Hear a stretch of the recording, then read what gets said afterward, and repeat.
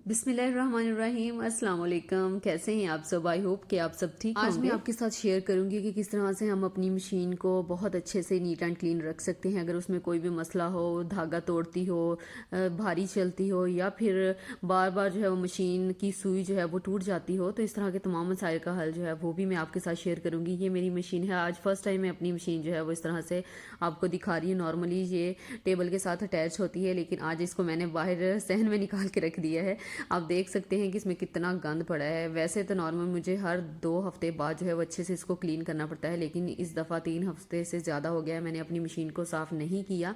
इसमें क्योंकि मुझे डेली बेसिस पे वीडियो शूट करनी पड़ती है, तो इतना ज़्यादा गंद पड़ जाता है, इतना खलारा पड़ जाता है, इतनी ज़्यादा रील्स जो होती हैं वो इधर उधर बिखर जाती है, सुइयाँ जो होती हैं वो इतनी गुम होती हैं। तो ये आपके सामने है कि कितना गंद पड़ा हुआ है। तो आज मैं मशीन जो है वो अच्छे से आपके सामने जो है वो साफ़ करूँगी और आपको बताऊँगी कि किस तरह से आप भी अपनी मशीन को बहुत अच्छे से नीट एंड क्लीन रख सकते हैं। तो इसके लिए हमें चाहिए, ये देखिए, एक मैंने फैब्रिक लिया है। कोई भी आपके पास लेफ़्ट ओवर फैब्रिक है वो ले लें। वाइप्स लिए हैं मैंने, और ये इस तरह से जो हमारे ब्रशेज़ जो होते हैं वो ख़राब हो जाते हैं, उसको फेंका ना करें, ये इस तरह से काम आ जाते हैं। और ये एक आपको के सामने जो मैंने दिखाया है आई ड्रॉप, उसमें मैंने मशीन का ऑयल डाला हुआ है। अब ये सबसे पहले तो हमने ये वाला जो पोर्शन है ना, इसमें जो इतना खलारा पड़ा हुआ है उसको हमने समेटना है, अच्छे से चीज़ें निकाल लेनी है। निकालने के बाद ये नहीं है कि उसको आपने फेंकते जाना है, जो उसमें चीज़ें फेंकने वाली हो वो साथ डस्टबिन में फेंकते जाए, ताकि खलारा जो है वो साथ साथ ना पड़े। तो और जो रील्स हैं उसको आपने किसी बास्केट में या जिसमें भी आप स्टोर करते हैं, आप उसमें साथ साथ उसको सेट करके रखते जाएं। अब यहाँ पर मैंने एक वाइप लिया है और इसकी मदद से ये देखिए मैं इसको अच्छे से नीट कर लूँगी। वाइप्स जो होते हैं, जो बच्चों वाला घर है ना, ऐसा हो ही नहीं सकता कि वहाँ पर वाइप्स ना हो। तो अगर आपके पास वाइप्स नहीं है तो कोई भी फैब्रिक ले, जो आपके पास पुराना फैब्रिक हो, कोई भी कपड़ा हो, तो उसको गीला करें, थोड़ा सा सर्फ में उसको डिप करें, या फिर आप उसको वैसे ही गीला करके फेरेंगे इस तरह से, तो वो अच्छे से नीट हो जाएगा। अब ये देखें, ये वाला जो पोर्शन है इसको भी हमने अच्छे से नीट करना है, क्योंकि डस्ट वगैरह जब पड़ जाती है तो मशीन जो होती है, हाँ, ये भी बिल्कुल इसी तरह से है कि जैसे किसी गाड़ी में पेट्रोल डलेगा, उसकी सफाई अच्छे से होती रहेगी तो वो अच्छे से चलेगी। तो अगर इसकी भी हम सफाई नहीं करेंगे, इसमें भी ऑयलिंग वगैरह हम नहीं करेंगे, तो ये भी फिर जवाब देने लग जाती है, ये भी अच्छा काम नहीं करती। तो इसको हमने प्यार मोहब्बत से ही रखना है। इसको साफ़ सुथरा जितना रखेंगे उतना ही ज़्यादा ये आपकी मशीन जो है आपका साथ देगी, वरना इसको पड़े पड़े जो है वो लगना स्टार्ट हो जाता है या ख़राब होनी स्टार्ट हो जाती है।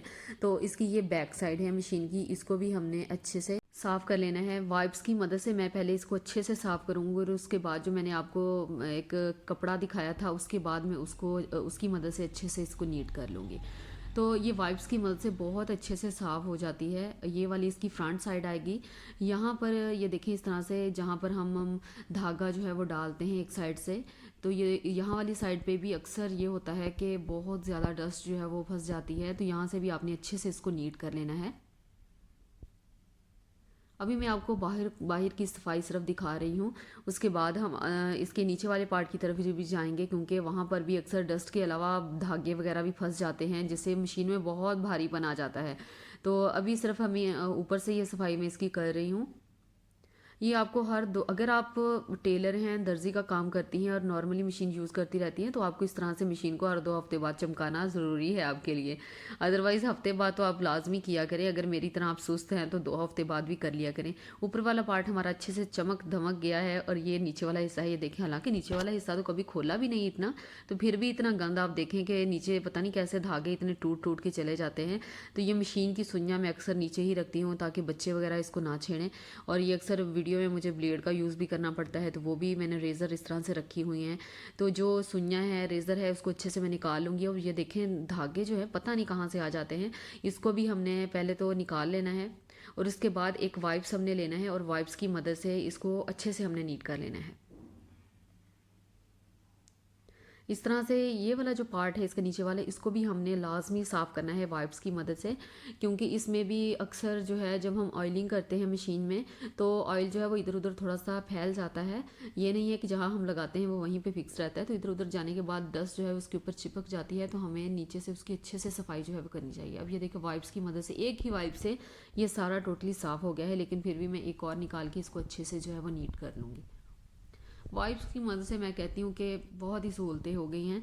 तो कपड़े की मदद से भी आप इसको साफ़ कर सकते हैं। अब इसको हमने करना है कि ये देखिए यहाँ से 2 पेज की मदद से ये हिस्सा जो है वो अटैच होता है। हमने इसको मशीन को ऐसे पकड़ के आराम से निकाल के इस तरह से सीधा कर लेना है। वैसे भी सफाई हो सकती थी, लेकिन इस तरह से निकाल के अगर मशीन का ये वाला पार्ट हम ऊपर कर लेते हैं ना, तो मैं कहती हूँ कि बहुत आसान हो जाती है सफाई करनी। अब ये जो टूथब्रश मैंने लिया है, ये पुराना पड़ा हुआ था, तो उसकी मदद से मैंने पहले इसको अच्छे से, ये देखिए इस तरह से ब्रश मार लेना है। झाड़ू लगा लें बस एक दफ़ा इसका अच्छे से।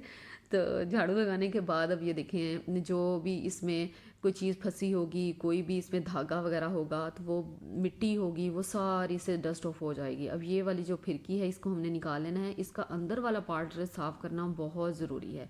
अगर अंदर वाला पार्ट आपने साफ़ नहीं किया तो मशीन साफ़ करने का कोई फ़ायदा नहीं है। अगर आपकी मशीन धागा तोड़ती है, मशीन में खिंचाव है, भारीपन है, तो सारा मसला जो है इसी के अंदर होता है। इसी को साफ़ करना पड़ेगा। ये देखिए इस तरह से मैंने ये एक कॉटन स्टिक ली है।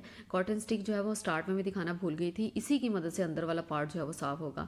तो यहाँ पर ये देखिए कॉटन स्टिक की मदद से जो भी कोई धागा वगैरह फंसा होता है या कोई भी अगर इसमें डस्ट होती है तो इतनी अच्छे से नीट हो जाती है। अब यहाँ पर मैं एक बड़ी सुई की मदद से ये इस तरह से, इसमें पता नहीं कहाँ कहाँ से रुई आगे फंस जाती है, तो वो सुई की मदद से आप निकाल लिया करें तो बहुत अच्छे से नीट हो जाती है। अब यहाँ पर मैं एक दो जो ड्रॉप हैं वो मैं मशीन के ऑयल के भी इसमें डालूंगी, क्योंकि वो डालने बहुत ज़रूरी हैं। अगर आप इसमें डाल लेते हैं ना, अगर आपके पास आई ड्रॉप कोई भी पड़ा हुआ है पुराना, उसको खाली करें, वॉश करें और उसमें मशीन का तेल डाल लें, मैं कहती हूँ कि लाइफ आसान हो जाएगी। क्योंकि जो भी बाज़ार से डब्बी मिलती है ना ऑयलिंग वाली, तो वो इतनी बेकार होती है। वो मशीन में ऑयल कम जाता है, इधर उधर ज़्यादा गिर जाता है। ये देखिए आपके सामने मैं डाल रही हूँ कि ये बिल्कुल होल पे फिक्स आता है और सारा जो ऑयल है वो मशीन के अंदर ही जा रहा है, बाहर कहीं नहीं गिर रहा, ज़ाया नहीं हो रहा और आपकी मशीन जो है वो गंदी नहीं हो रही।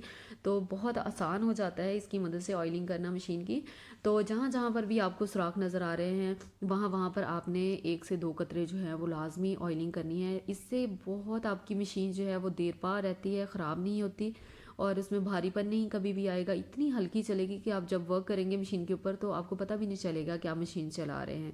अब यहाँ पर ये देखिए, जहाँ पर मशीन की हत्थी होती है, मशीन जहाँ से हम चलाते हैं पकड़ के, तो वहाँ पर भी एक सौ होल होता है, वहाँ पर भी आपने मशीन की ऑयलिंग कर देनी है। 2 से 3 ड्रॉप आप डाल दें। ये वाला जहाँ पर हम नॉर्मली अपनी जो रील लगाते हैं वहाँ पर भी एक होल होता है और ये वाला होल यहाँ पर भी आपने लाजमी लगाना है। और इसके साथ एक और होल है, यहाँ पर भी आपने इसकी ऑयलिंग जो है वो लाजमी करनी है। यहाँ पर भी आपने इसके ऊपर 1 से 2 ड्रॉप जो है वो लाजमी लगाना है इन दोनों के ऊपर। और इसके बाद ये देखिए मशीन के पाँव के साथ ही एक यहाँ पर भी होता है, यहाँ पर भी आपने 2 से 3 ड्रॉप जो है वो लाजमी लगा देने हैं। तो उसके बाद आपने क्या करना है कि मशीन को आपने अच्छे से 10-12 दफ़ा घुमा देना है। बस ये है कि जब ऑयल है वो अच्छे से जहाँ जहाँ पे जिस जिस पार्ट में जाना होगा वो अच्छे से अब्जॉर्ब हो जाएगा और इतनी हल्की फुल्की मशीन हो जाएगी कि आप कपड़े सिलाई करना बहुत आसान हो जाएगा। अब यहाँ पर जितनी मुझे चीज़ें रिक्वायर्ड थी, पिन्स हैं, चौक है और 2 पेंसिल मैंने रखी हैं और बाकी जितनी भी मेरे पास फिरकियाँ थी वो मैंने लगा दी हैं। और नीचे वाले पार्ट में मैंने सुइयाँ, रेज़र और मेरा एक पैमाना है, बच्चे बाहर छोड़ते नहीं है इसलिए मैं अंदर रख देती हूँ। तो इस तरह से ये देखिए आपके सामने मशीन बिल्कुल साफ़ हो गई है। आई होप आपको मेरी ये आज की वीडियो पसंद आई होगी और आपको कुछ नया सीखने को मिला होगा। अगर आपको मेरी ये आज की वीडियो पसंद आई है और आपको कुछ नया सीखने को मिला है तो प्लीज़ मेरी वीडियो को लाइक ज़रूर कीजिएगा और एक प्यारा सा कमेंट करके लाजमी बताइएगा कि आपको आज की वीडियो अच्छा लगा। इंस्टाग्राम पे भी ज़रूर फॉलो कीजिएगा और जल्दी से चैनल को भी सब्सक्राइब कर दें। अपना बहुत सारा ख्याल रखिएगा। अल्लाह हाफिज़।